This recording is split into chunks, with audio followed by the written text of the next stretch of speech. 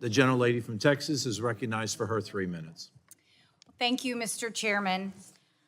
Like my Democratic colleagues who've spoken before me, I am deeply concerned about the bill that we are considering today, a bill that's going to make life harder and not better, a bill that's going to make things more expensive, not less expensive for all Americans, especially their health care, if they can get it at all.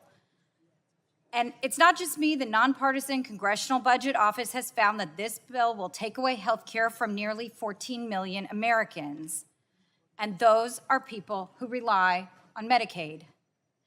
People like Ricky, who lives just down the road from me in Texas City in the 14th Congressional District of Texas.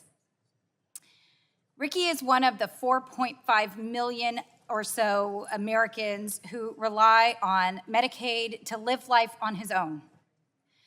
But the wait was years long, and this bill will make the wait longer for people like him if they can get that assistance at all.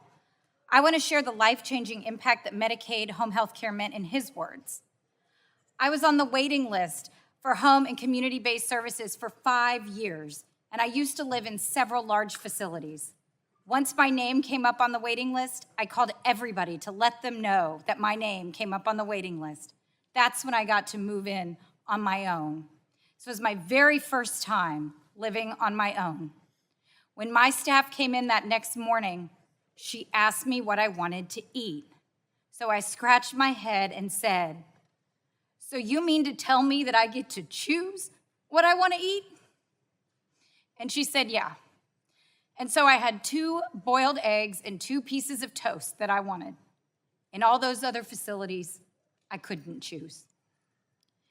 As Americans, we have chosen to invest in our country. We have chosen to create programs to help our neighbors and further progress and make practical improvements, from roads and bridges and infrastructure to education and healthcare and scientific research. These are our choices, and we do these things because they are essential to liberty and freedom and to life in America.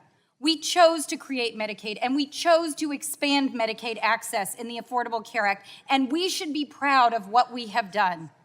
Medicaid makes it possible for so many Americans to live lives of meaning with dignity.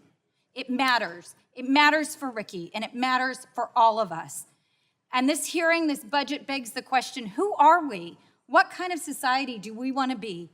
And today, the House Republicans' answer in this bill is that we want to be one that takes away health care from people like Ricky to give tax cuts to people like Elon Musk.